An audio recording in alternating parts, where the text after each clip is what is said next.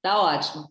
Então, bom, vamos começar. Bom dia, começando a semana do curso de verão em propriedade intelectual, OMP, CNI, INPI e ABPI. Essa é a segunda semana, então a semana passada a gente trabalhou com noções gerais, panorama internacional, streaming, internet, né, mídias sociais, e agora hoje a gente começa com filmes, novelas e séries, né? Então obras coletivas, né, obras audiovisuais, e a gente tem esse auxílio luxuoso do Igor Valério, que é sócio da Cesme Quintino Salinas Fittipaldi Valério Advogados, e que já trabalhou, já atuou muito na área também, audiovisual, que vai contar para a gente um pouco, né, de como funciona, quais são os aspectos de PI. Então, muito obrigada, Igor, obrigada a todo mundo por estar aqui. Só fazendo uma última ordem paroquial, os formulários de avaliação são muito importantes para nós e para os palestrantes. A gente compartilha com eles sempre gostam, né, de ter esse feedback, né, se faltou falar alguma coisa. Então, e está muito pouco, vocês só 30 de vocês em 135 alunos responderam de sexta-feira. Vamos lá, né, gente? Vamos fazer. E está valendo a promoção. Se eu conseguir 80 respostas em todos os formulários de segunda-feira passada até sexta que vem, vai rolar um brinde para todo mundo. Tá? A gente já está com os brindes separados, mas eu só dou se tiver essas respostas. Então, obrigada, Igor. Eu que agradeço. Bom, primeiramente, queria dizer para todos que é uma honra poder participar do Apple Summer School. É uma alegria particularmente especial poder falar dessa matéria especificamente, que é uma matéria que é possivelmente a minha matéria preferida dentro do tema de direito autoral como um todo. E aí tenho que fazer uma menção, né, na verdade duas menções. Primeiro, a doutora Ivana, que é uma referência nessa matéria, né? Doutora Ivana, eu estudei muito pelo seu livro, para mim é um prazer e até um teste de fogo poder fazer essa aula com você participando. Espero ansiosamente o seu feedback no final, com toda a sinceridade, claro.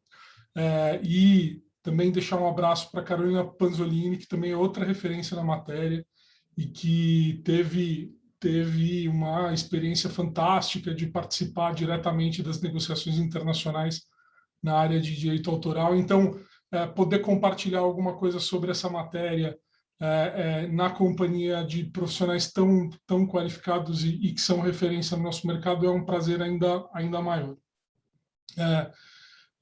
Começando com o tema de natureza jurídica da obra audiovisual, né? E aí os pontos que tangenciam essa temática em relação à obra coletiva. Primeiro, um esclarecimento, né? Eu vou me concentrar na natureza jurídica da obra audiovisual, e não é a ontologia da obra audiovisual, então não vou me debruçar sobre o que é a obra audiovisual do ponto de vista de linguagem. A gente vai falar especificamente sobre a natureza jurídica da obra audiovisual, que é um tema importante e é um tema controverso, que tem implicações sobre o tema da autoria da obra audiovisual também. E a gente vai falar um pouco de obra coletiva dentro desse contexto de definição da natureza jurídica da obra audiovisual. Então, começando com alguns aspectos introdutórios da questão, né? Então, falando um pouco do contexto que precede essa discussão nos dias de hoje, né? Então, é muito importante entender de onde a gente vem nessa discussão para a gente se situar no momento presente e entender as consequências que esse tema já teve e que ainda traz para o nosso dia a dia na atuação na área de direitos autorais, né? Então, começando a explicar a questão do audiovisual, né? O cinema é precursor de todos os formatos audiovisuais, né? Tendo surgido na última década do século XIX, né? O cinema surge no finzinho do século XIX como uma criação eminentemente técnica, né? Tem obviamente, né, como todos os desenvolvimentos técnicos do mundo, os grandes desenvolvimentos tecnológicos do mundo, sempre alguém diz que foi o criador daquilo, né, em algum momento, ou o derradeiro criador que deu origem àquela nova tecnologia. E também, como todas as tecnologias, essa é fruto de um largo e contínuo desenvolvimento tecnológico que passou pela mão de diversos inventores em diversas partes do mundo. O Thomas Edison, que é esse simpático, não tão simpático rapaz aqui da esquerda, ele tem um papel de destaque no desenvolvimento dessa tecnologia cinematográfica. Ele inventou uma máquina que é o kinetoscope, né? Que é uma espécie de cinematógrafo. Só que o Thomas Edison, o aparelho do Thomas Edison não era um aparelho de projetar o filme numa tela para criar uma experiência social do cinema, né? Esse papel coube aos irmãos Lumière, que naquela famosa apresentação em 1896 em Paris, dão origem ao cinema como nós o conhecemos hoje, né? Numa exibição de 4 ou 5 curtas, muito pequenas filmagens, né? Uma que ficou mais famosa do que todas as outras, que é aquela imagem dos operários saindo da fábrica, né? Outra de um trem se aproximando da câmera, né? Ali, naquele momento, nasce essa experiência social do cinema, essa experiência de você compartilhar a visão, o aproveitamento do filme em conjunto com outras pessoas, né? Então, nasce aí, essa tela grande do cinema é a precursora dos formatos audiovisuais. Eu estou insistindo nesse ponto porque uma das dúvidas que sempre aparecem se o que se aplica, se o regramento que se aplica para o cinema se aplica para a TV, se aplica para o curta ou longa metragem. Hoje, né, ao cabo de também uma escalada de desenvolvimento muito intensa ao longo do século XX, especialmente, nós já falamos do formato audiovisual como um denominador comum de todas as experiências audiovisuais, tá? O formato audiovisual, aplicando-se o termo obra audiovisual ao cinema, à TV e a outros tipos de criação audiovisual, como a animação, inclusive numa espécie de imprecisão teórica, mas que terminou servindo como marco jurídico para os videogames, né? O game se enquadra na conceituação de obra audiovisual mais aceita, né? É verdade para a lei brasileira, é verdade para a lei francesa, e acaba ganhando proteção de obra audiovisual, muito embora uma proteção largamente inadequada, mas que não é o tema específico dessa aula. Então, obra audiovisual é tudo, né? E aí também explicando por que a gente chega em obra audiovisual, né? Antes se falava em formatos diferentes do cinema, porque as tecnologias eram diferentes, efetivamente, né? Então, hoje, há uma convergência tecnológica na produção audiovisual que permitem a utilização também, tecnicamente, desse termo audiovisual como uma espécie de denominador comum. Já desde a última revisão da Convenção de Berna, já se aplica a obra audiovisual como um todo às disposições da obra cinematográfica, tá? Então, obviamente, o regramento dessa matéria nasce para o cinema, especificamente, né? Nasce porque, no final do século XIX, aparece no mundo uma nova forma de captar e reproduzir imagens, de sintetizar o movimento, né? E reproduzi-lo depois. E isso exigiu algum regramento jurídico, como nós vamos verificar. Então, no fim do século XIX, o cinema era, sobretudo, uma curiosidade técnica, né? Mas, em algum momento, ele passou a contar histórias. Era uma curiosidade técnica no sentido de que as pessoas iam ao cinema, entre aspas, né, para experimentar, para ter contato com algo que elas nunca tinham visto antes, que é ver o filme, né?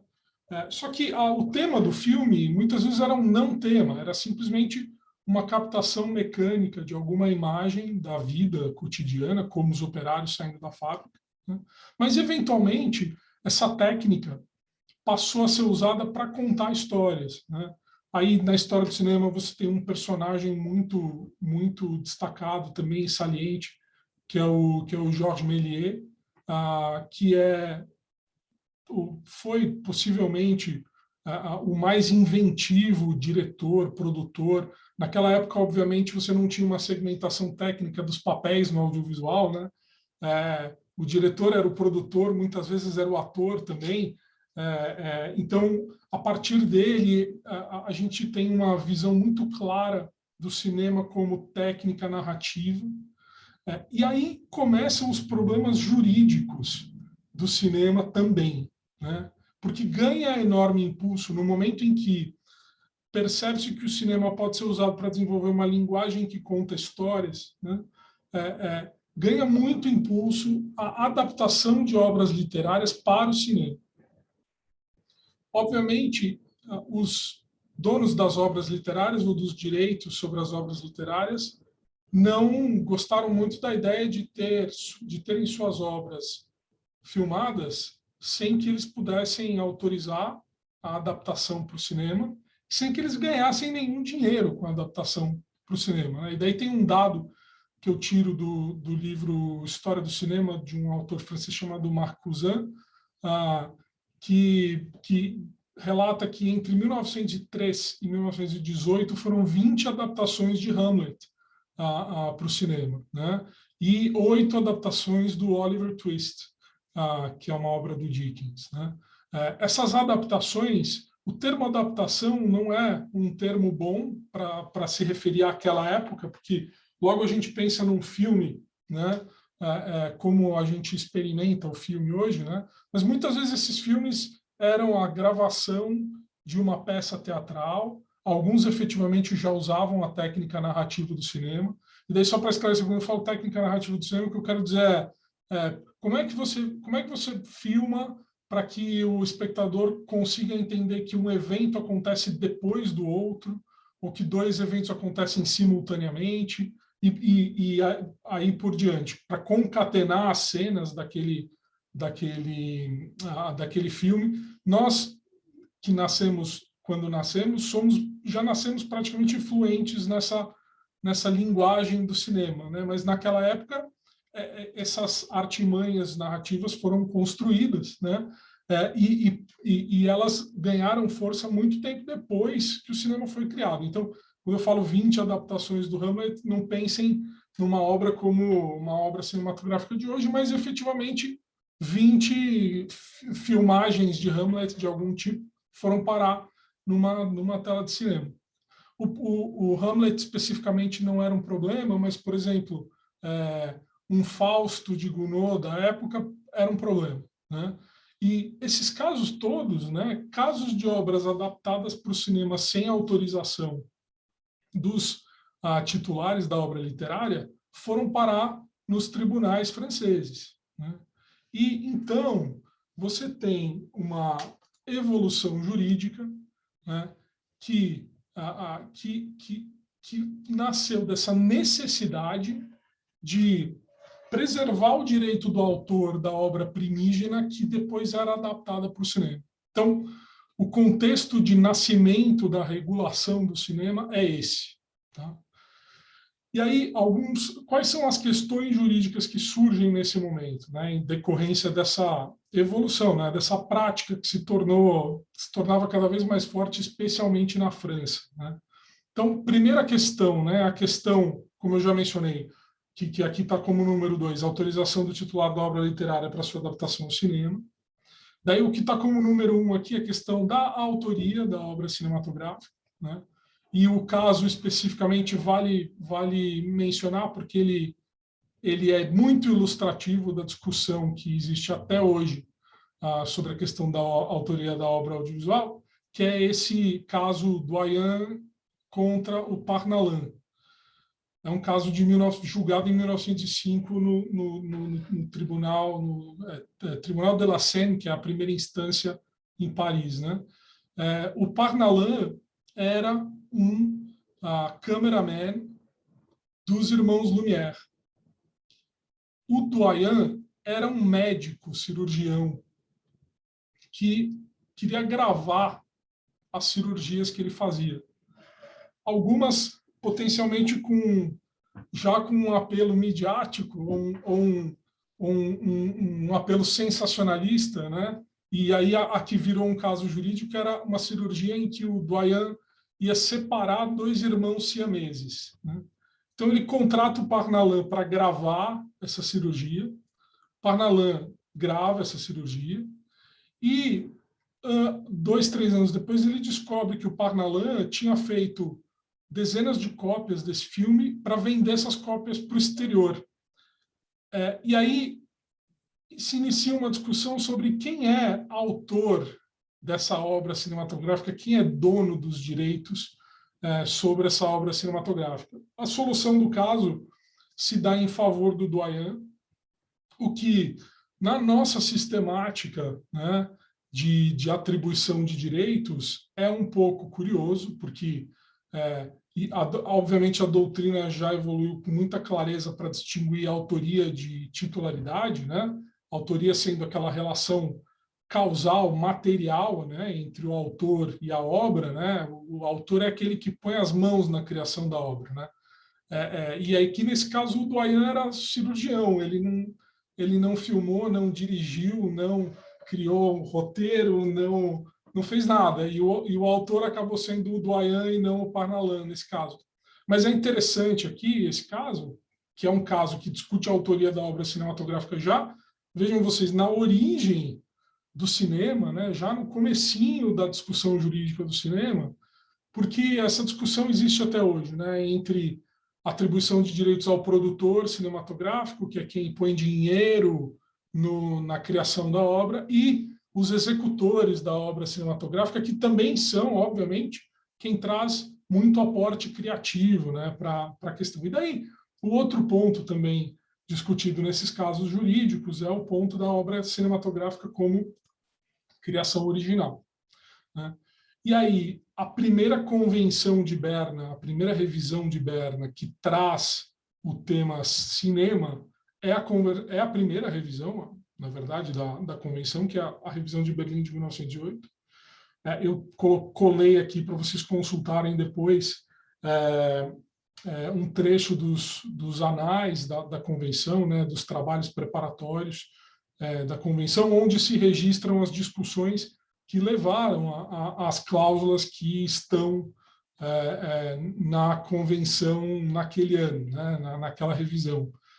E você tem aqui, acho que vocês vão conseguir ver meu cursor, você tem aqui uma menção, por exemplo, né, a delegação francesa vai a Berlim e leva uma proposta para a revisão da Convenção de Berna, baseado nos casos da primeira instância francesa, relatando a dificuldade que eles têm com o fato de que as pessoas saíram adaptando obras literárias sem autorização para o cinema.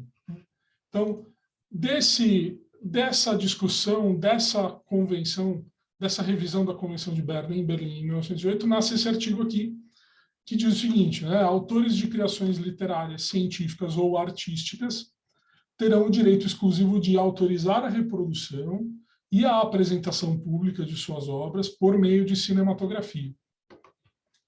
Produções cinematográficas serão protegidas como obras artísticas ou literárias se, pelo arranjo da forma de atuação ou pelas combinações dos incidentes representados, o autor conferiu à obra um caráter original e pessoal.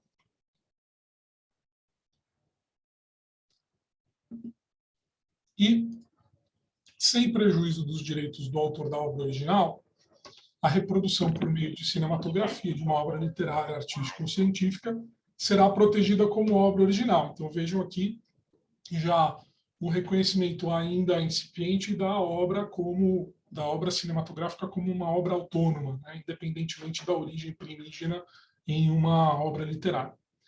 E as posições acima se aplicam às produções ou reproduções efetuadas por quaisquer outros processos análogos ao da cinematografia, que é um dos temas que eu trouxe para vocês, relacionado ao denominador comum do audiovisual. né? Então, outros processos análogos aos da cinematografia. Perdão? Vocês continuam me ouvindo? Sim.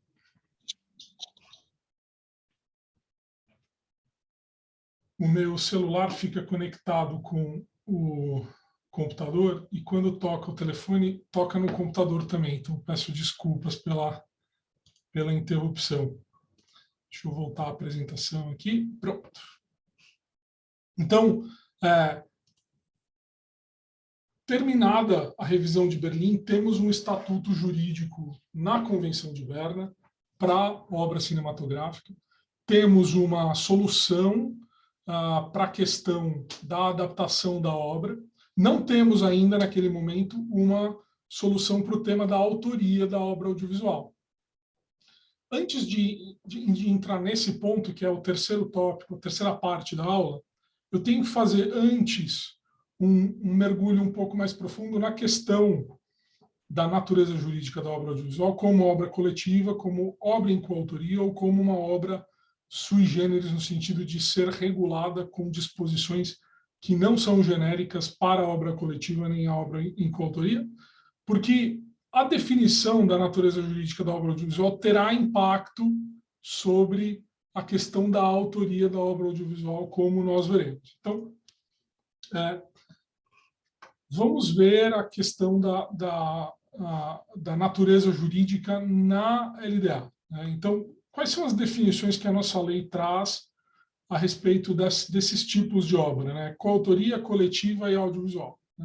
Então, lá no artigo 5º, inciso 8º, que é o artigo das definições de obra, que é o inciso das definições de obra, você tem o primeiro item. O que é obra em coautoria? Quando é criada em comum por 2 ou mais autores. Criado em comum significa uma equiparação aí de importância nas contribuições. Você não tem, isso depois a doutrina confirma, eu vou trazer um trecho aqui para vocês, que está no livro do Antônio Carlos Morato, sobre a obra coletiva, que uma das características da obra coletiva seria a proeminência, na verdade a preeminência, de um dos criadores que participam da obra. Daí, definição de obra coletiva é a criada por iniciativa, organização e responsabilidade de uma pessoa física ou jurídica, que a publica sob seu nome ou marca e que é constituída pela participação de diferentes autores cujas contribuições se fundem numa criação autônoma. E é impressionante como essa definição é muito boa para a obra audiovisual, pensando na ontologia da obra cinematográfica, da obra audiovisual. Ela é justamente isso, ela é justamente um amálgama de diversas criações que, se bem podem ser identificadas individualmente, são, quando unidas, formam um todo bastante maior e diferente das contribuições individuais. E aí vem uma definição de obra audiovisual na lei. Aqui resulta da fixação de imagens, com ou sem som, que tem a finalidade de criar, por meio de sua reprodução, a impressão de movimento, independentemente dos processos de sua captação, do suporte usado inicial ou posteriormente para fixá-lo, bem como dos meios utilizados para sua veiculação.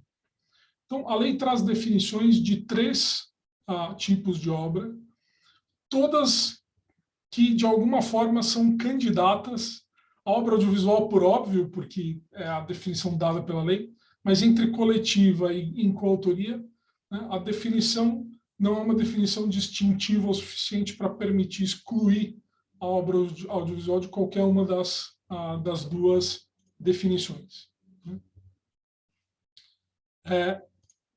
Perdão. Muito bem.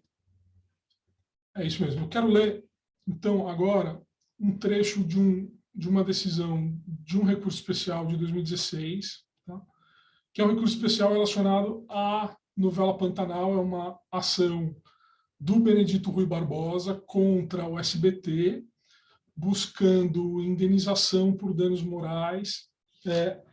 E aí, não sei se vocês conhecem essa história, mas é uma história bem famosa no meio televisivo. Essa novela Pantanal era uma novela absolutamente famosa no Brasil, quer dizer, uma novela que marcou época, fez um sucesso estrondoso. A produtora dessa novela faliu, deixou de existir. SBT adquire as fitas dessa novela para exibir no SBT. Algumas fitas não estão em estado que permita a reprodução.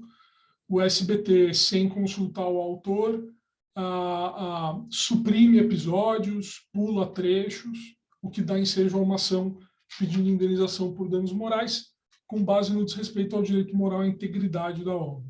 Esse é um resumo muito simplificado e breve da questão. E aí, esse RESP, né, o voto aqui é do ministro Ricardo Vilas Boas Cueva, fala da obra coletiva. Então, olha lá. De outra parte, nos termos do artigo 5º, inciso 8º, a linha H, que a gente acabou de ler, né, da Lei 9.610 de 98, obra coletiva é a obra criada por iniciativa, organização, responsabilidade de uma pessoa física ou jurídica, que a publica sob seu nome, quer dizer, definição da obra coletiva. E aí termina, não há dúvidas de que a telenovela constitui típica obra coletiva, pois exige a comunhão do indispensável trabalho de escritores, diretores, atores, etc. Voto do ministro Ricardo Vilas Boas Cueva, que é um ministro que, inclusive, tem atuado bastante em algumas causas importantes de direito autoral.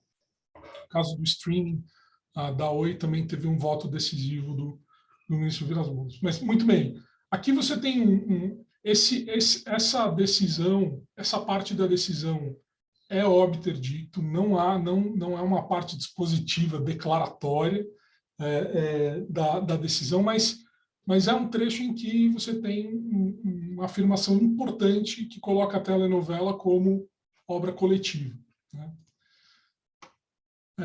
E aí, essa discussão entre obra coletiva, obra em coautoria e a questão da obra audiovisual traz para a gente algumas questões importantes aqui, né? E aí eu vou tentar resumir, de alguma forma, as dificuldades que essa temática traz para a gente. Então, primeiro, né, a obra audiovisual, ela, pela lei, como vocês vão ver aqui, ela tem uma autoria, perdão que eu vou passar um pouquinho adiante, eu quero ir direto à definição da lei, mas já explicando. A autoria da obra audiovisual, de acordo com a nossa LDA, é do autor do assunto, o argumento literário musical, o litero musical e o diretor. Tá? Então, são coautores da obra audiovisual, o autor do assunto, o argumento literário musical ou litero musical e o diretor. Parágrafo único. Consideram-se coautores de desenhos animados os que criam os desenhos utilizados na obra audiovisual. Muito bem. Então, segundo o artigo 16 da lei, a obra audiovisual seria uma obra em coautoria, são coautores da obra audiovisual, né? E que tem uma autoria definida e aí concentrada no autor do assunto, no autor do argumento literário, no autor da trilha, né? Que aí a trilha dedicada para a obra, né? E o diretor. A sistemática de obra coletiva, por outro lado, então, aqui, definição específica para a obra audiovisual. A obra coletiva, por outro lado, né, é assegurada a proteção às participações individuais em obras coletivas. Vocês lembram que a obra coletiva é aquela criada por iniciativa de uma pessoa jurídica ou física que coordena a criação daquela obra, que organiza os recursos para que a obra seja criada, né? E aqui o parágrafo 2 estabelece que cabe ao organizador a titularidade dos direitos patrimoniais sobre o conjunto da obra coletiva. Então, de um lado você tem na lei um artigo que atribui a autoria da obra audiovisual às pessoas físicas do diretor, autor do argumento literário, assunto e trilha. Por outro, você tem um artigo que, para as obras coletivas, né, atribui ao organizador a titularidade dos direitos patrimoniais sobre o conjunto da obra coletiva. Vocês lembram da decisão do ministro Cueva, que diz que a telenovela, por exemplo, é claramente uma obra coletiva, uma obra criada dentro do regime de obra coletiva, né? E aí a gente vê que, se a gente adota a classificação da obra audiovisual como obra em coautoria, ou como obra, né, em colaboração, e não adota o regime da obra coletiva, né, a autoria a gente não discute, porque a autoria é sempre, e a gente vai voltar agora no conceito de autoria, é sempre uma relação de fato, e não só de direito, mas de fato, naturalmente, entre quem cria a obra e a obra em si, né? O orientador de tese não é autor da obra porque ele não escreve a obra, né? O escritor da obra, o aluno que escreve a obra é o autor. Ele criou, ele originou aquela obra. E aqui você tem um regime de autoria muito claro, que é atribuído às pessoas físicas, inclusive por determinação da própria lei, que não admite a autoria de pessoa jurídica. Autoria. Mas, ao mesmo tempo, você tem uma decisão bastante clara do STJ, e eu menciono a decisão como uma espécie de cristalização do conceito, mas há, obviamente, uma dúvida e há uma prática jurídica voltada à consideração da obra audiovisual como obra coletiva. Então, você tem essa caracterização da obra audiovisual como obra coletiva que atribui a titularidade originária dos direitos ao organizador, né? E aí que está a problemática, né? Aí é que está uma das problemáticas relacionadas ao estabelecimento, à definição da natureza jurídica da obra audiovisual. Se ela é uma obra coletiva, se admitimos que a obra audiovisual é uma obra coletiva, temos que admitir que a titularidade originária dos direitos sobre aquela obra audiovisual é do organizador. Se não admitimos que a obra coletiva que o regime de obra coletiva pode ser usado para as obras audiovisuais, então passamos ao regime em que a autoria induz a titularidade de direitos, e nesse caso a autoria é, de acordo com o artigo 16 da lei, do diretor, do autor do argumento e do trilheiro. E aí eu tinha colocado aqui uma questão preliminar, e agora acho que talvez a gente vai conseguir esclarecer alguns aspectos dessa questão autoria versus titularidade. Eu vou me deter um pouquinho nesse tema, né? A definição de autoria que eu usei para explicar as questões até agora é uma definição do professor Manuel Joaquim Pereira dos Santos, da qual eu gosto muito, que justamente limita a existência de autoria a uma relação causal, de fato, entre autor e obra. O autor é o causador da existência da obra, direto, não indireto, direto. Pelas mãos do autor passou a existir a obra. Essa é a definição de autoria. Mas, ora, há casos em que, independentemente da autoria da obra, a titularidade dos direitos pertence a uma outra pessoa, seja física, seja jurídica. É o caso, por exemplo, né, e aí o caso previsto em lei, da criação de software, de acordo com a Lei 9.609 de 98, da criação de software no regime laboral. O funcionário, o empregado que desenvolve software na vigência de um contrato de trabalho, claro, na vigência de um contrato de trabalho em que o funcionário é contratado para desenvolver software. A autoria daquele software é do contratante. A titularidade dos direitos. A autoria sempre é de quem origina o código-fonte, naquele caso, né? A autoria é dele, mas a titularidade originária dos direitos é da pessoa jurídica que o contratou. É esse o caso da obra coletiva, por exemplo.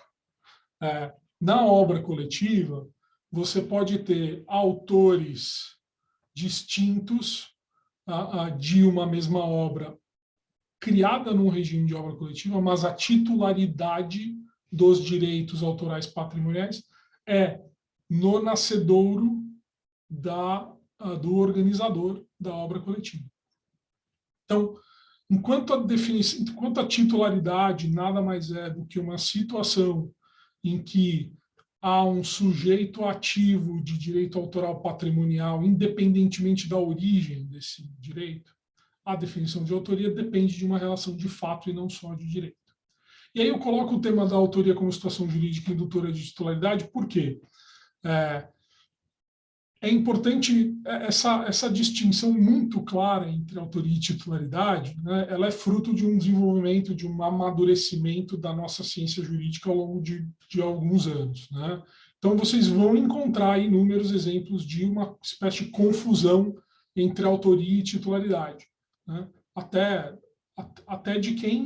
por parte de quem compreende com muita clareza o tema, porque há uma naturalidade em dizer que a autoria de tal pessoa querendo se referir à titularidade e não à autoria.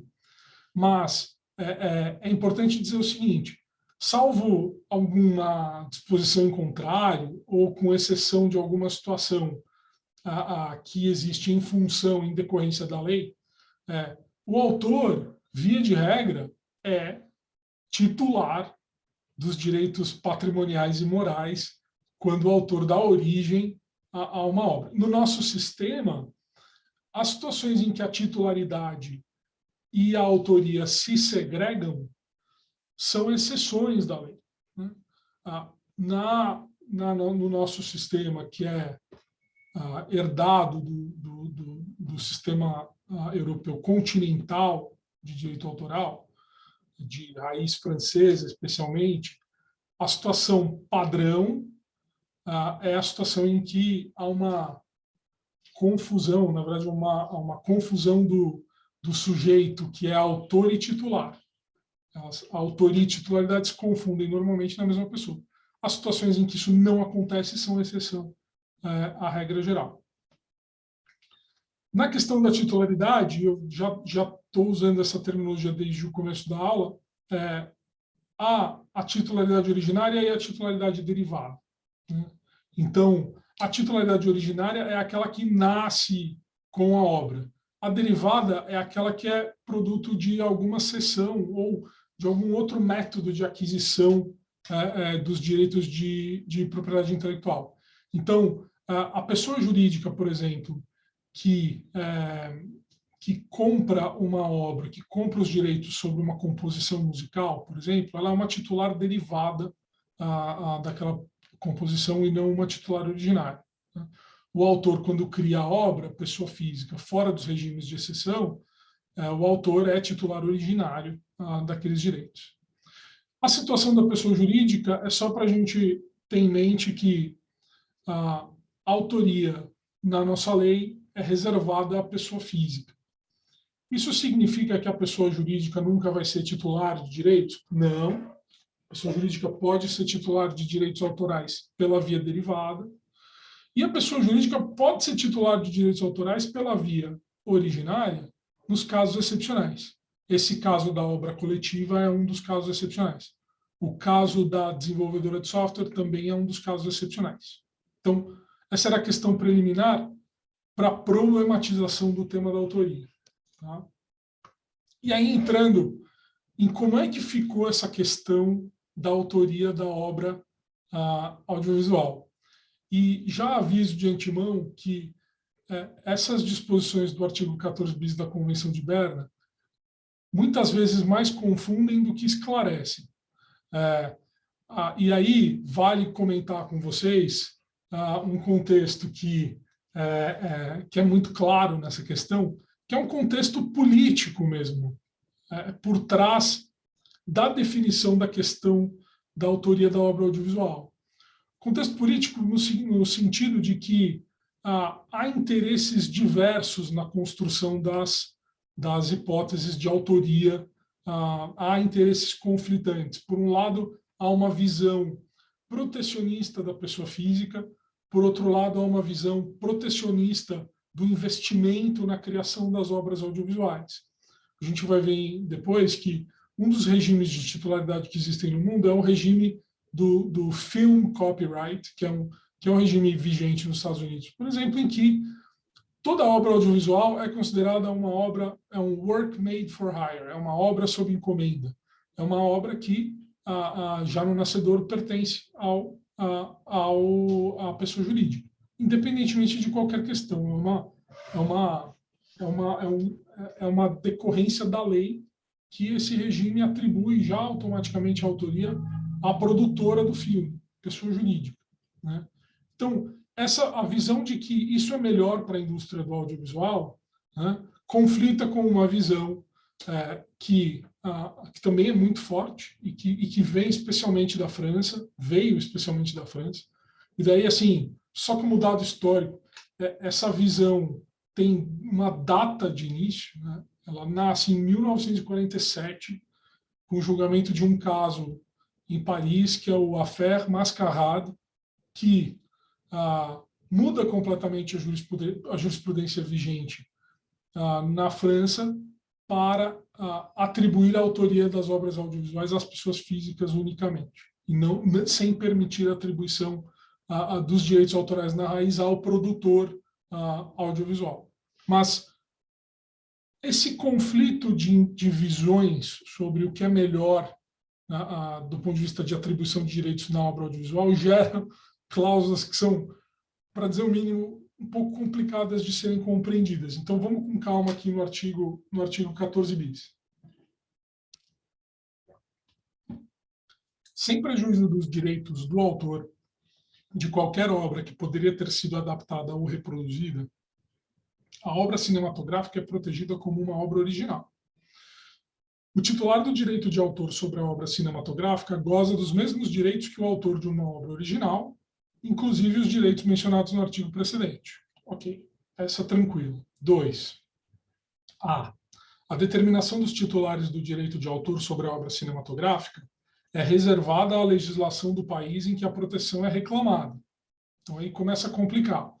Então, qual a definição de Berna para a autoria da obra audiovisual? A definição é que cada membro da União de Berna decide internamente qual é o tipo de proteção que vai dar, ou quem serão os titulares de direito. Isso já causa alguns problemas, né? Quando você tem obras que são comercializadas internacionalmente e em um país vige uma regra e em outro vige outra regra, isso pode gerar alguma confusão e alguma dificuldade. 2b. Entretanto, nos países da União nos quais a legislação reconhece entre esses titulares os autores das contribuições prestadas à realização da obra cinematográfica, estes últimos, deixa eu fazer um pause aqui.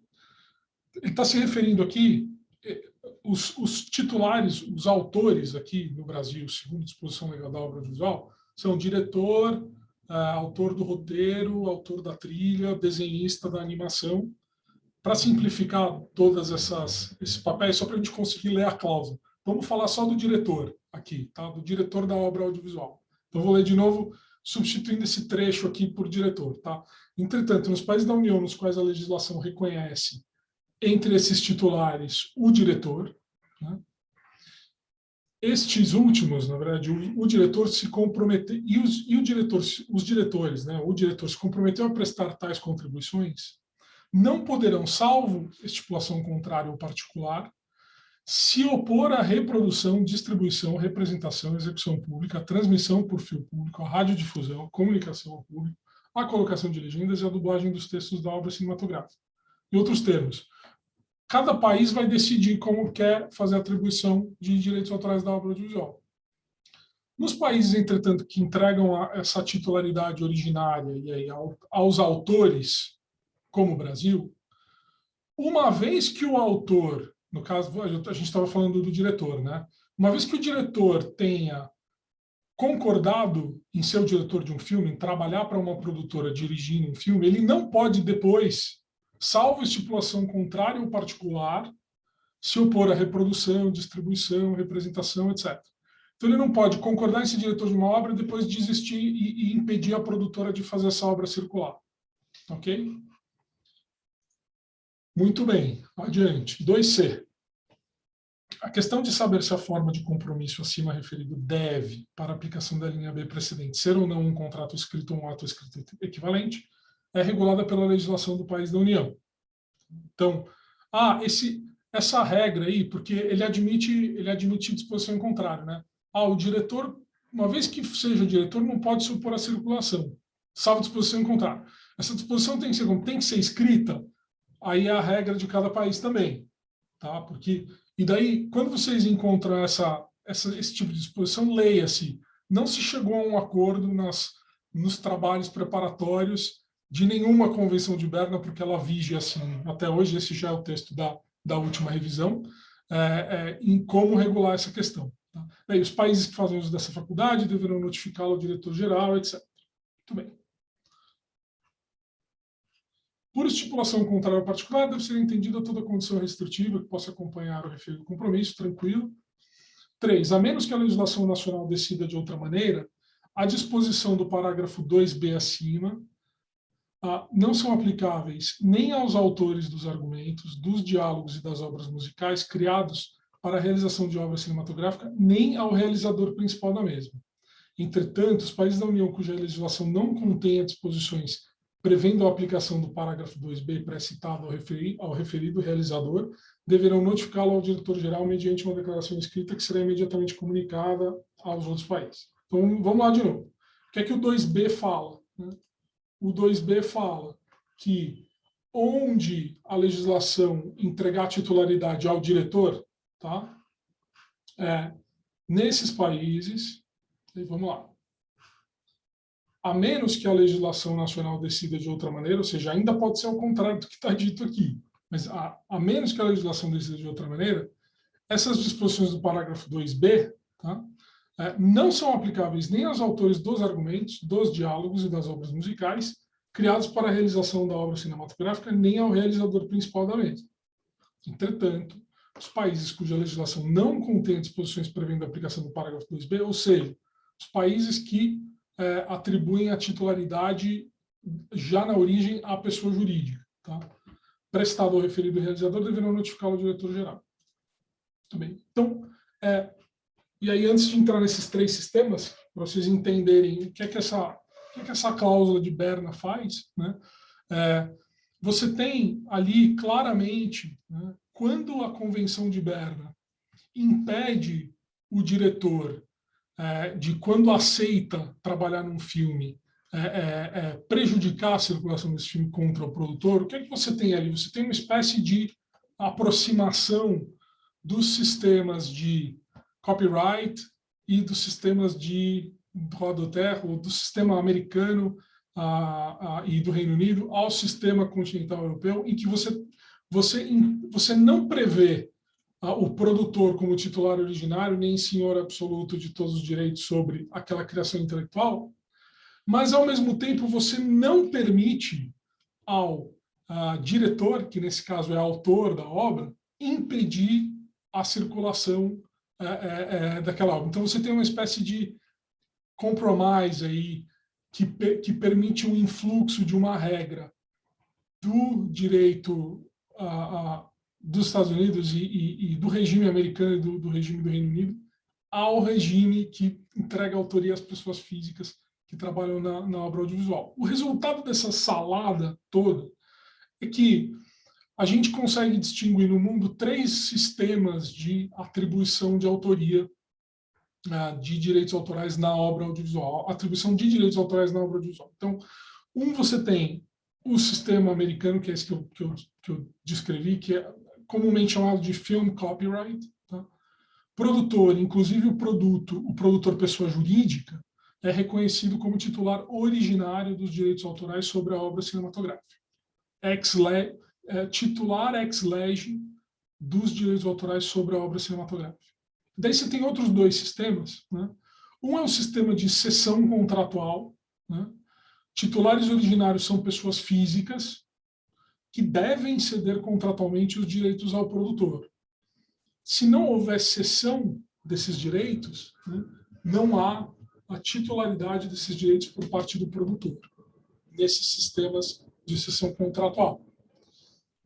E aí, o terceiro tipo de sistema é um sistema que é uma espécie de meio do caminho entre os 2, em que você tem uma presunção relativa de cessão de direitos ab início. Ou seja, a participação de um diretor na obra contratado por um produtor cria uma presunção relativa de que houve uma cessão dos direitos de diretor para o produtor. O sistema brasileiro é muito mais claramente localizado na hipótese 2. Tá? A gente tem uma cláusula que eu vou citar aqui na lei, que traz uma presunção de exploração econômica, tá? Mas, para além da questão da exploração econômica unicamente, não há outras presunções previstas na nossa lei. Tá? Então, esse artigo que eu mencionei é esse 81. A autorização do autor e do intérprete de obra literária, artística ou científica para a produção audiovisual implica, salvo disposição em contrário, consentimento para sua utilização econômica. Agora, percebam o seguinte, o sistema típico de presunção, né, de presunção da cessão, que era aquele sistema número 3, a mera participação, por exemplo, de um intérprete num filme, faz presumir, cria essa presunção relativa. E daí, só para explicar, a presunção relativa é diferente da presunção absoluta, né? A presunção absoluta é aquela que não exige prova em contrário, a presunção relativa é aquela que admite uma prova em contrário, que altera a situação jurídica. Mas ela é muito forte também, só para esclarecer, porque se não houver um contrato prévio, né, ou posterior, mas se não houver um documento assinado pelo produtor em que o autor, ou, por exemplo, o intérprete, se reserva os direitos, se reserva para si mesmo os direitos ali que são gerados a partir da atuação naquela obra, se esse documento não existir, a presunção relativa continua valendo, né? Então, só para não dar a impressão de que esse sistema de presunção relativa é fraco, só porque a presunção é relativa. Ele não é fraco e ele é bom para viabilizar a sistemática econômica das produções audiovisuais, né? Então, se não houver disposição em contrário em um contrato, não há nenhum problema na atribuição desses direitos no sistema de presunção. No nosso não há uma presunção de autorização. O que há é, dada a autorização pelo titular de direito, ou nesse caso pelo intérprete, há uma presunção de que a exploração econômica está autorizada, né? Muito bem. A gente já passou por essas disposições, tá? Então, só para fechar um pouco esse passeio todo que a gente deu aqui, né?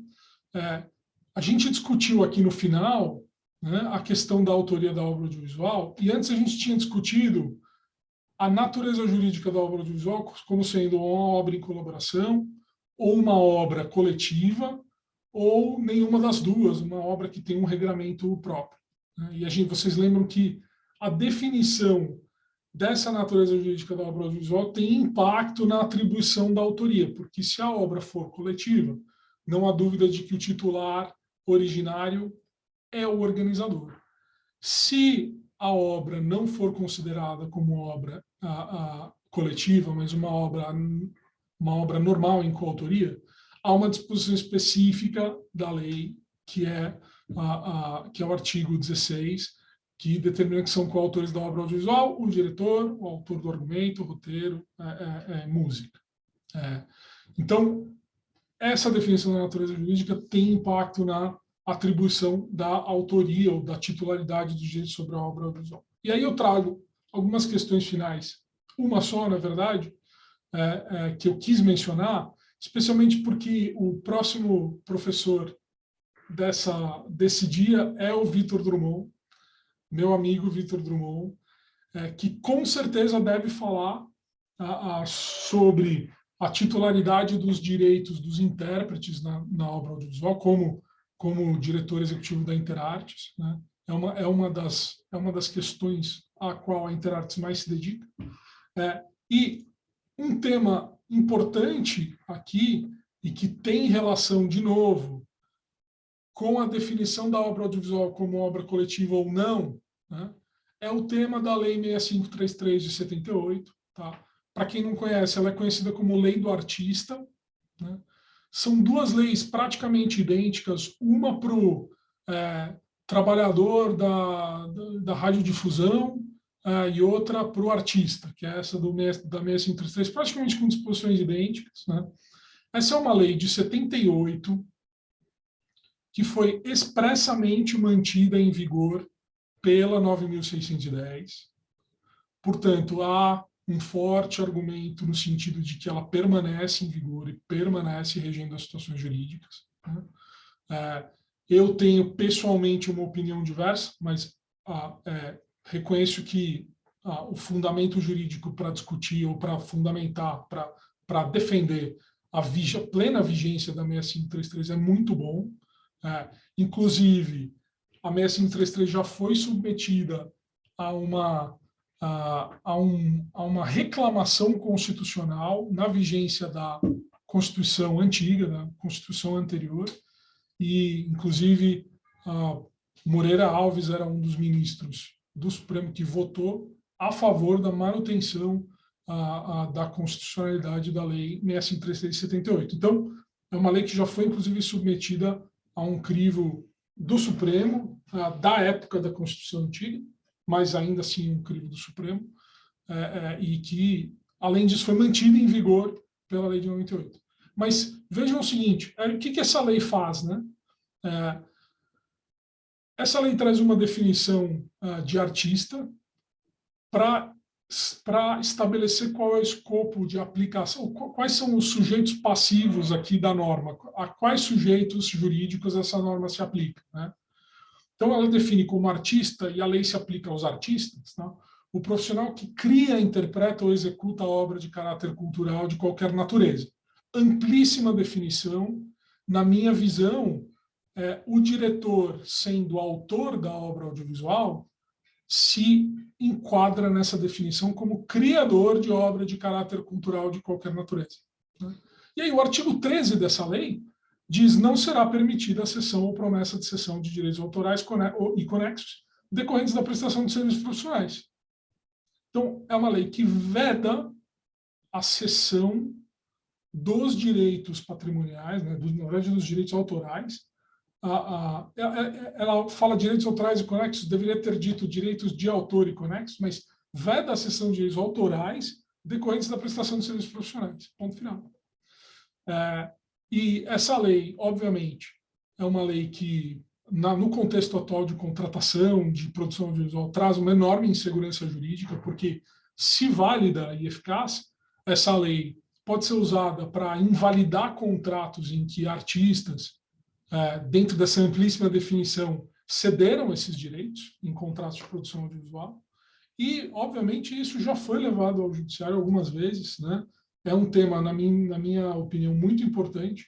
E aí, sem ler o acórdão, porque a gente já passou das 10 horas e eu quero dar um tempo para comentários e perguntas, basicamente, e é por isso que é muito interessante esse voto, eu recomendo que vocês leiam, basicamente, há aqui uma tentativa de harmonizar o sistema da obra coletiva com o sistema da lei do artista. Né? Então, essencialmente, o relator sai por um caminho em que ele reconhece a obra. No caso, esse caso é um caso da TV Globo, tá? Ele reconhece a obra em questão como uma obra coletiva, portanto, já no nascedor, os direitos pertencendo à TV Globo, mas, na medida em que tanto a Constituição quanto a lei garantem os direitos sobre a participação individual na obra coletiva, ele entende que esse artigo não fica prejudicado, porque, obviamente, no nascedouro, como se trata de obra coletiva, cessão não há e nem é necessário que haja, porque se a obra é coletiva e se aplica o regime da obra coletiva, já no nascedouro os direitos são de titularidade do produtor. Mas, no que cabe aos direitos da participação individual, o relator entende que esses da participação individual não são passíveis de cessão.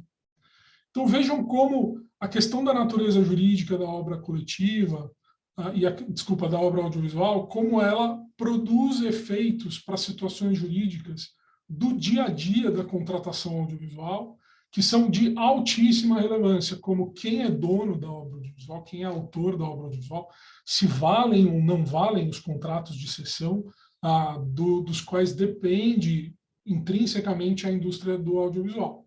E com isso eu encerro a minha apresentação e eu queria abrir o espaço para perguntas, comentários, etc. Eu estou vendo a Gabriela com a mão levantada. Muito obrigada, Igor. Parabéns, excelente. Depois você compartilha com a gente esse PowerPoint, que tem muita lei, né? Tem muito número aí que eu acho que é do interesse de todo mundo. Então, eu vou ler primeiro as perguntas que apareceram no chat, depois eu passo para você, Gabriela, pode ser? Pode? Então, a primeira que eu também fiquei curiosa, que nem a Elisa, qual foi o desfecho lá da história do Pantanal? O Benedito Rui Barbosa ganhou a indenização por direitos morais. Violação dos seus direitos morais, por descumprimento dos seus direitos morais. Eu acho que a Pantanal agora vai ser regravada pela Globo, né? Eu li alguma coisa sobre isso. Vai sim. Vamos ter uma Juma nova. O Fábio perguntou, nesse contexto, artistas de efeitos visuais também são considerados coautores? Não são coautores da obra audiovisual os artistas de efeitos visuais. Eles têm direito, né, assim, uma primeira camada de discussão é se a criação desses artistas é passível de proteção por direito autoral. Talvez não seja, talvez seja passível por proteções de outro gênero. E se for admitida a proteção autoral a esse tipo de trabalho, uma segunda camada de discussão é se isso gera para o artista de efeitos visuais uma autoria da obra audiovisual. A resposta aqui é sempre não, tá? Por razão das disposições legais, por razão do próprio artigo 16 da lei. A Maria Helena Japiaçu, ela perguntou a referência bibliográfica que você citou. Eu peguei o primeiro nome, era Manuel...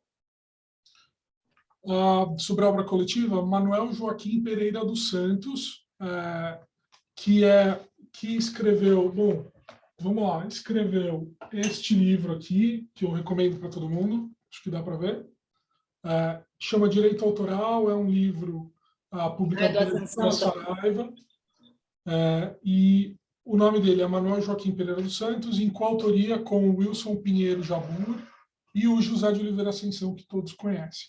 Tá? Então, esse livro contém a definição de autoria que eu mencionei. O segundo livro que eu mencionei é o livro do Antônio Carlos Morato, que fala especificamente sobre direito de autor em obra coletiva. Tá? É o Morato da USP, né? Isso. E o terceiro livro que eu comentei, que é sobre a história do cinema, é de um autor francês chamado Marc Cousin.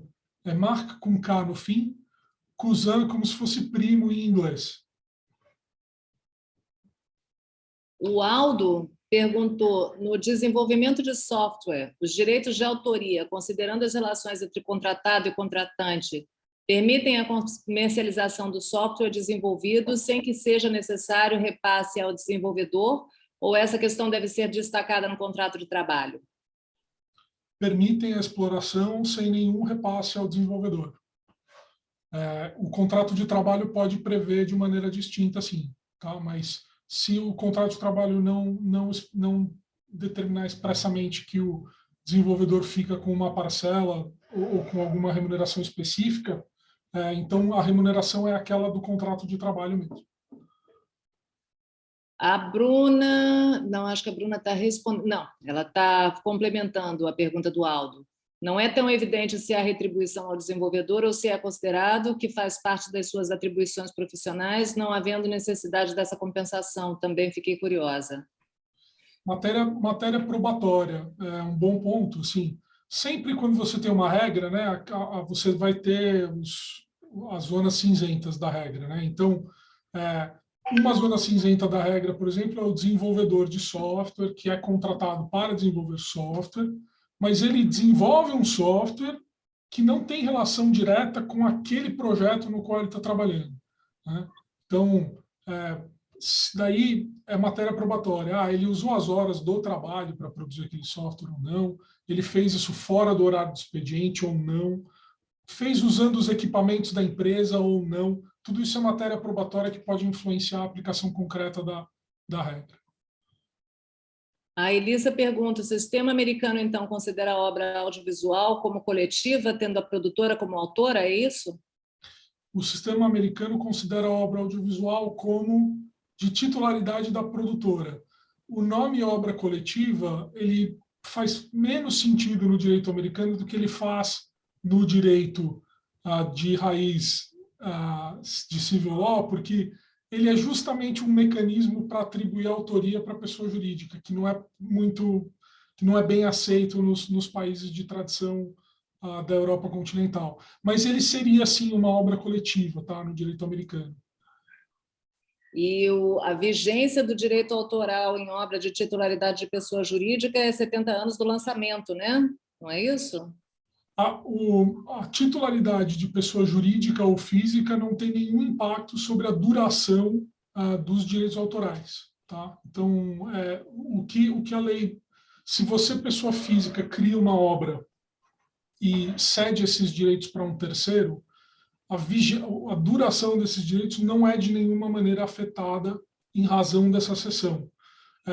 Do ponto de vista da criação da obra coletiva, eu precisava rever a regra, mas a única diferença é que a contagem do prazo vai ser da data de publicação, mas deixa eu conferir com precisão esse dado para enviar para eles, tá?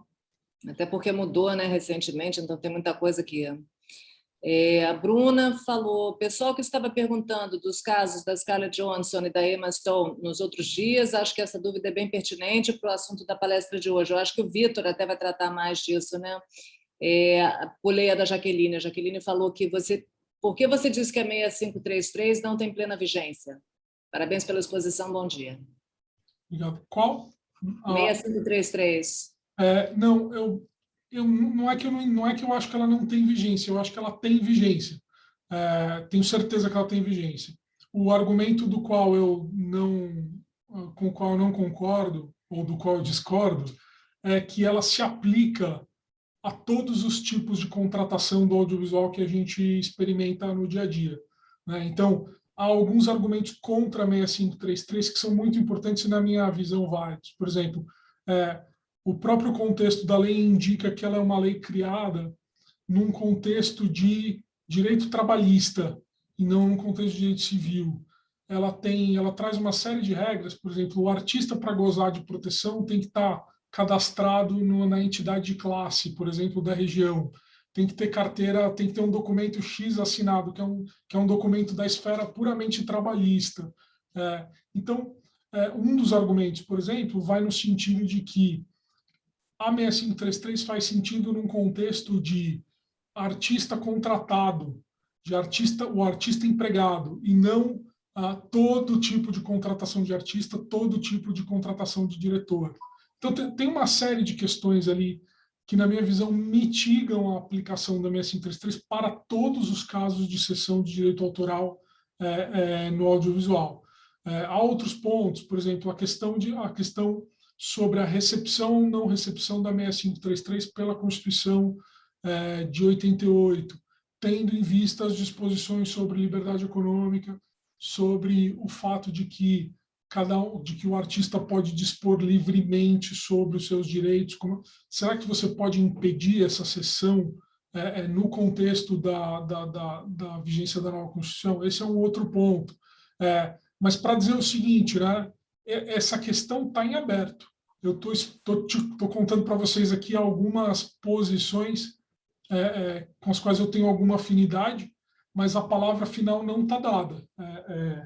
A gente ainda não tem um julgamento, vamos dizer, na vigência da atual Constituição aqui que possa dizer sobre a validade ou não da 6533. A Flávia pergunta, e os fonogramas inseridos nas obras? No caso de reprise, os titulares de fonogramas podem impedir a reprodução da música? Na minha visão, não. Em razão do fato de que, aquele que contribui com a obra audiovisual, que não é um dos autores da obra, eu acho que está numa outra esfera, entendo que está numa outra esfera de controle sobre a obra audiovisual como um todo. Esse é um ponto. Tem um segundo ponto, e esse eu tenho bastante dificuldade de explicar aqui no Brasil, porque a sistemática do ECAD, especialmente aqui, ela é diferente de outros países, no sentido de que o ECAD recolhe dos cinemas, por exemplo, não só a parte da obra, mas também a parte do fonograma. Por que isso é curioso do ponto de vista de direito internacional mesmo, de prática em outros países, né? Que tem um sistema de gestão coletiva como o ECAD? Há uma regra, segundo a qual, uma regra de um tratado internacional, a Convenção de Roma, aí a Convenção dos Fonogramas, segundo a qual um fonograma, depois de inserido na obra audiovisual, não é mais um fonograma. De modo que, apesar de você recolher direitos sobre ele no box office, esse recolhimento de direitos se resume à obra e não atinge o fonograma. Então, também acho que, em razão disso, não há possibilidade de o dono do fonograma impedir a nova circulação da obra. Agora, estou dizendo tudo isso também para dizer a matéria probatória é muito importante nesses casos. Então, por exemplo, se tiver um contrato que tenha uma cláusula dizendo que você assinou um contrato de SYNC que vale por 5 anos e não mais, e que depois o produtor se compromete a não publicar mais a obra, não distribuir mais a obra, acho que é um bom caso para impedir a circulação. Acho que o contrato aqui é muito importante, mas se não houver nada no contrato, acho difícil a gente conseguir fazer a gente conseguir impedir a circulação da obra por causa de um fonograma. Vou passar agora para a Gabriela. Obrigada, Igor. Igor, na verdade, eu tenho 2 perguntas. Uma delas é sobre exatamente o artigo 16. Eu pesquisei esse tema no meu TCC, e aí, quando a gente fala de autor de argumento, argumento literário, letra musical, eu achei uma discussão muito interessante de pessoas que enxergam o autor desse argumento literário, por exemplo, diretamente como roteirista, o que vai impactar a GEDAR no recolhimento dos direitos de exibição pública dos roteiristas, e do outro lado, pessoas que dizem não, é realmente o autor do argumento, não é o roteirista, se o roteirista não for autor do argumento, não vai ter isso, e aí fui pensando como que esse argumento, como que ele se sustenta na gestão coletiva. E aí, a minha segunda pergunta Gabriela, não é necessariamente minha opinião. Pode fazer pergunta fácil também, tá? Não precisa fazer só pergunta difícil. Mas é que a minha segunda pergunta é que justamente o meu orientador foi o Morato. E ele tem uma linha de obra coletiva, assim, a titularidade vai toda para a produtora e isso, assim. O que eu acho que confronta um pouco a lógica de gestão coletiva e de fortalecimento dos artistas, enfim. Mas aí a minha pergunta é mais no sentido de qual a sua opinião, assim, sobre se a gente entendesse no Brasil que justamente existe essa cessão de direitos para as produtoras, porque elas que tomam o risco, elas que organizam o trabalho, enfim, você acha que fortaleceria o mercado a gente pensar como obra coletiva, ao invés de obra com autoria, ou não, talvez? Boa, ótima pergunta. Essa segunda pergunta é maravilhosa e eu tenho certeza que o Vitor vai falar bastante dela, mas vou te dizer qual que é a minha opinião. Eu acredito com muita força no sistema de concentração dos direitos na figura do produtor. Eu acredito nisso como um fundamento de mercado mesmo, que ajuda a indústria audiovisual de qualquer país. Há uma falsa premissa, na minha visão, segundo a qual o sistema de gestão coletiva é o único sistema que equilibra a balança de poderes, né, ou de potenciais de negociação, etc., entre a classe dos trabalhadores do audiovisual e a classe dos empregadores do audiovisual. E eu coloco isso nesses termos para dizer o seguinte: essa premissa, na minha visão, é falsa. E acho que dois exemplos disso são exatamente os Estados Unidos e o Reino Unido, né? Você tem o sistema de acordos coletivos, de convenções coletivas nos Estados Unidos. Ele funciona de uma maneira muito melhor para os artistas do que a maioria dos regimes de gestão coletiva do audiovisual que eu conheço.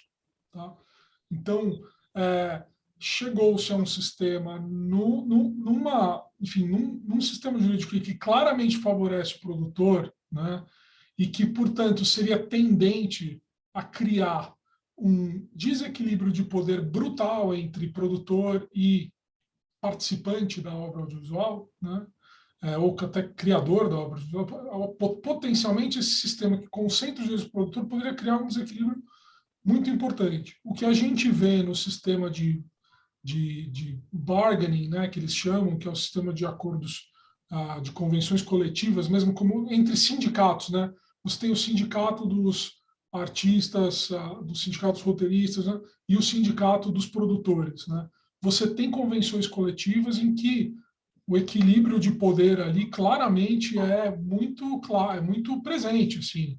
Não tem um atropelo dos artistas pelo produtor, né? E alguns exemplos recentes, já não tão recentes, mas assim, exemplo de greve, por exemplo, do Sindicato dos Roteiristas, né? Não sei se vocês lembram, todas as séries pararam de ser produzidas porque eles não concordaram com determinadas cláusulas da nova convenção coletiva e simplesmente... Então, assim, dá para criar um sistema equilibrado ao mesmo tempo que você concentra os direitos do produtor. E, especialmente no audiovisual, a concentração dos direitos do produtor é fundamental para o desenvolvimento do mercado audiovisual mesmo. A Elissa levantou a mão também. Oi, obrigada, Isabela. Igor, muito boa apresentação. Eu queria só fazer uma pergunta com relação a esse último slide seu aí, que ainda está aparecendo, que é um trecho aí, né, do voto, né, do Noronha. E aí, bem na última linha, quando ele fala, quando se tratar de obra realizada por diferentes pessoas, a última linha, você não acha que ali, por mais que ele tivesse, né, transcrevendo um trecho do artigo, ele está tentando meio que assemelhar ao sistema americano? Que daria tudo para as produtoras, assim? A sua fala foi no sentido de que esse voto meio que tentou harmonizar aí, né, o sistema. E aí eu tive essa impressão nessa última frase dele, assim, de tentar meio que se assemelhar com o sistema americano. Não sei qual que é a sua opinião. Eu concordo. Quando a gente reconhece o sistema, a aplicação do regime de obra coletiva no Brasil, a gente admite um certo influxo dessa regra de concentração dos direitos na figura do produtor, né? Se o produtor é organizador da obra e ele é titular dos direitos quando nasce a obra, o resultado prático disso é que você acaba criando um sistema parecido com o sistema americano. E daí tem um ponto aqui só técnico, que é o seguinte: a lei de 73 comete uma imprecisão técnica quando fala de obra coletiva, que ela fala que o organizador vai ser autor, e a gente já avançou na dogmática da matéria de direito autoral para saber que o autor é só quem cria, quem gera a obra, né? E não é pessoa jurídica. Na nossa regra é proibido você ter um autor pessoa jurídica. Você pode ter um titular original, mas um autor não. Mas você tem razão, eu concordo, tá? A Patrícia agora levantou a mão. Obrigada. Bom dia, pessoal. Obrigada, Igor. Adorei, foi muito bacana. A minha pergunta é muito no sentido, assim, quando você pensa em obras coletivas, o segredo do sucesso, então, está no contrato, né? Nessas cláusulas do contrato. E nos detalhes, por exemplo, quando fala da indústria americana, a gente vê que eles colocam várias outras coisas para meio que comprar essa fidelidade, né, do artista, né? Tem ali as marcas, aí você pega esses grandes produções americanas, onde vende-se aí, o artista tem que rodar o mundo fazendo propaganda, e ele é pago também por essas outras ações, quando às vezes ele também não leva um percentual, seja na comercialização de um brinquedo, então, como que você vê essa possibilidade? Você vê, eu tenho dúvidas mesmo, tá? Não é? Com relação ao mercado brasileiro, seria possível essas outras formas num contrato mais bacana para os artistas? Já que, pensando do ponto de vista também da produtora, se nós não tivermos produtoras fortes fazendo mais produções, também o mercado não vai crescer, né? Então, como é que fica essa dualidade? Você vê essa questão, como escrever bons contratos e contratos que garantam, não pelo lado só do direito, mas da retribuição, né, para garantir que esse artista tenha mais oportunidades no mercado de trabalho e também mais produções sejam feitas. Eu queria te ouvir, assim. Bacana. Esse tema é super importante. Eu acho que é importante dizer o seguinte, né? Às vezes a gente fica buscando isso é uma coisa que vem um pouco mais da... Acho que eu confesso para vocês que eu me dei conta disso há pouco tempo. Eu acho que vem um pouco com a maturidade jurídica, né? Começaram a aparecer uns cabelos brancos aqui. É o seguinte, né? A gente às vezes fica buscando uma razão jurídica, né, nas coisas, e a razão está fora do direito, né? Às vezes a gente fica tentando entender o que é certo segundo a disposição legal, né? Sem entender que o direito tem uma orientação política, né? Sempre, né? E estou dizendo isso pelo seguinte, né?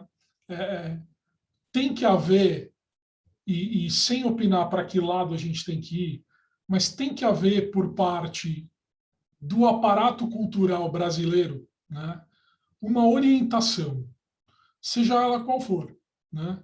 Então, e aí, quando eu digo seja ela qual for, eu estou dizendo, o que eu estou querendo dizer é o seguinte: não há uma razão jurídica no que é melhor ou o que é pior. O que é uma razão política, segundo a qual determinados sistemas servem mais a determinadas realidades de mercado, servem menos a determinadas realidades de mercado, né? Então, eu pessoalmente não gosto do sistema de cotas, por exemplo, de tela, né? Mas, sob o regime de cotas de tela, a produção audiovisual no Brasil, inegavelmente, ganhou recursos importantes para se desenvolver nos últimos 20 anos, né? E, assim, por mais que a gente busque uma razão jurídica, às vezes, nessa orientação, não há. A razão tem que ser política e ela tem que dirigir o desenvolvimento dos mercados. Daí, voltando para a nossa questão de obra coletiva, como é que você cuida do artista, etc., né? Essa é uma questão muito presente, eu acho, inclusive no momento em que a gente vive, que é um momento pós-transição do analógico para o digital, e no setor de distribuição, né? O analógico já virou digital há muito tempo na produção, mas recentemente, vamos dizer, nos últimos 5 anos, a distribuição se consolidou como uma distribuição predominantemente digital, na mão das OTTs, né? A gente tem alguns casos de sucesso brasileiros, como a Look, por exemplo, mas essa transição trouxe à tona uma discussão que é justamente a discussão da remuneração relacionada à comunicação pública das obras, né? Há no contrato do artista alguma disposição que lhe garanta uma porcentagem do que determinado OTT percebe na distribuição digital das obras. Questão importante. Passou a ser importante.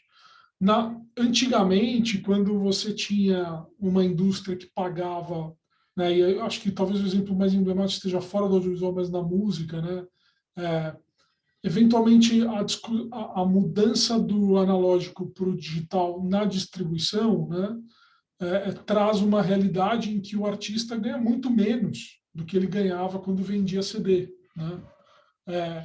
E onde é que está o equilíbrio aí, né? Como é que é a forma de monetização nova, né? Porque às vezes o artista não quer fazer show para sempre, né?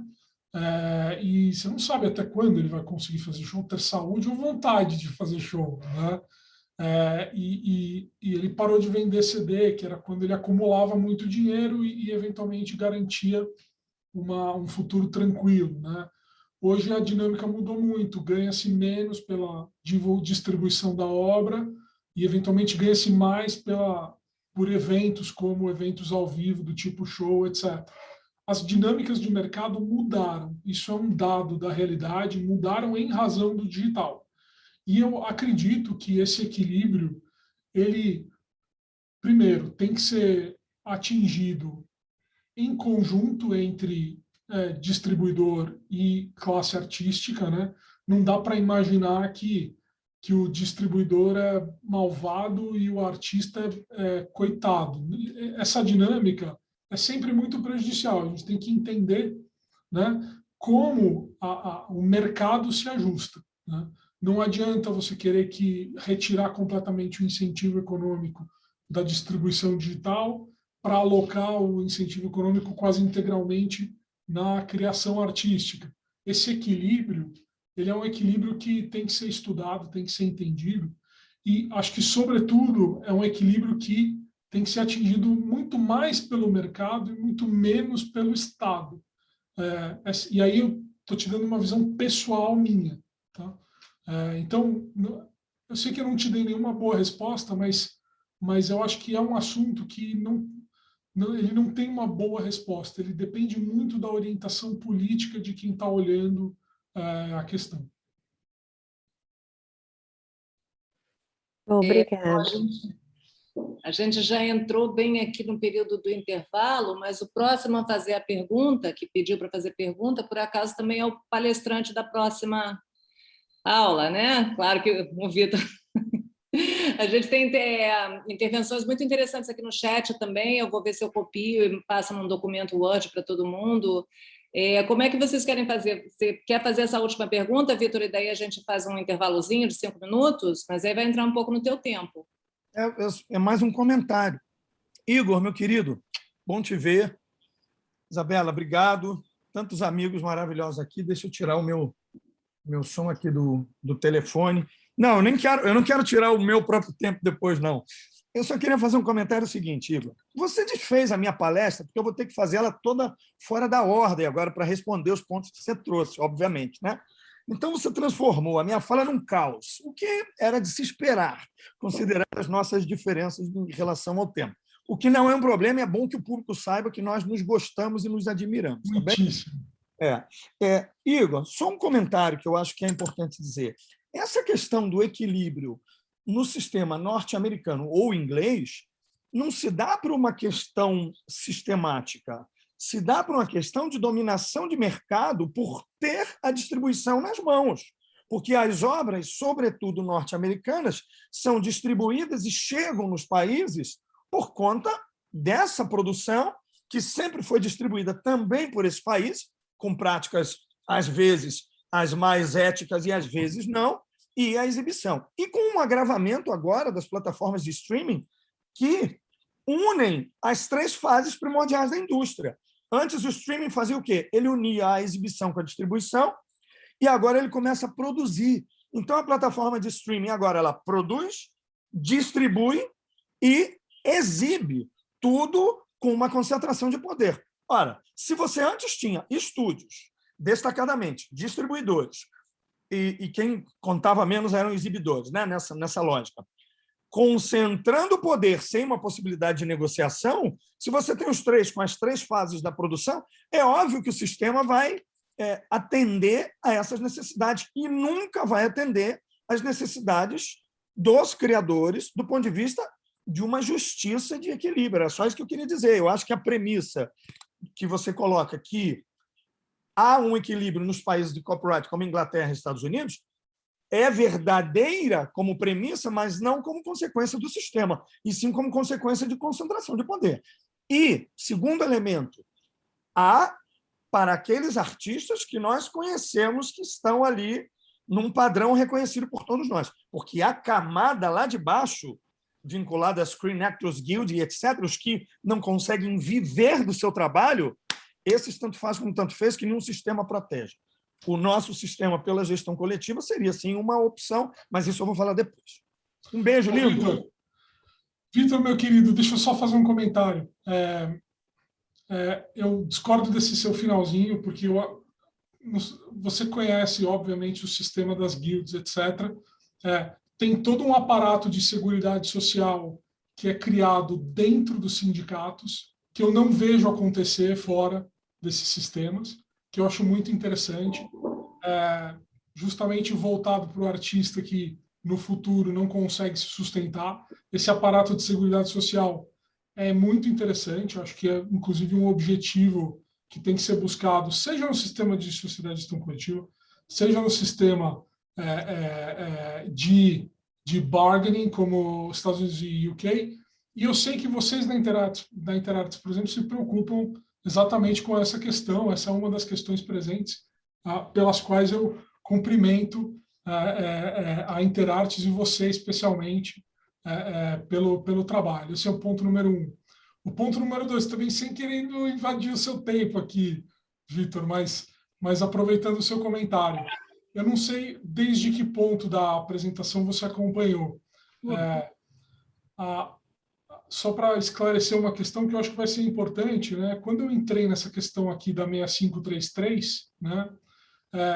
Essa questão da 6533 está exposta aqui na minha aula como uma ilustração das consequências do entendimento sobre a natureza jurídica da obra audiovisual. Se a gente admite a obra como sendo uma obra coletiva, se a gente não admite a obra como sendo uma obra coletiva, mas como uma obra em colaboração ou em coautoria, ou uma obra com um regime específico na questão do audiovisual. Então, só para te explicar, não sei se você pegou essa parte, mas... Tudo, só perdi. Perfeito. E eu, assim, respeitosamente, inclusive, porque essa é a minha natureza e a sua também, Vitor, eu não quis dar uma resposta peremptória sobre aplicabilidade integral ou não da 6533, né? Então, eu realmente acredito que há bons argumentos que sustentam a aplicabilidade, como há bons argumentos contra a aplicabilidade da 6533, que passam por, enfim, por questões relacionadas à livre iniciativa econômica, que passam por questões relacionadas à regra do pacta sunt servanda. Enfim, há alguns argumentos importantes de lado a lado e a gente, acredito, não tem ainda uma resposta definitiva sobre essa questão. Só para te contextualizar, e eu achei importante deixar esse tópico no final, justamente porque você vinha depois. Que eu acho que, não sei se você vai mudar realmente a ordem da sua apresentação, mas se for mudar, acho que seria interessante para quem está assistindo pegar desse ponto e voltar para a questão vista do ponto de vista da Interartes. Agora, concluindo, Vitor, que prazer te encontrar aqui. Fiquei muito feliz de estar no mesmo dia que você, e você sabe que você conta com a minha admiração, respeito, e a nossa amizade ainda vai fazer muito bem para o direito autoral no Brasil, tenho certeza. Eu espero muito, você também, né? A gente está tentando, né? A gente está tentando, né? Obrigado, querido. Excelente, excelente. Obrigada pela cordialidade também. Então, vamos fazer uma biopausazinha, 5 minutos, daí a gente começa com o Vitor, pode ser? Pessoal, eu vou me despedir de vocês. Muito obrigada, Igor. Tchau, tchau. Muito obrigada. Eu que agradeço. Aprendemos muito hoje.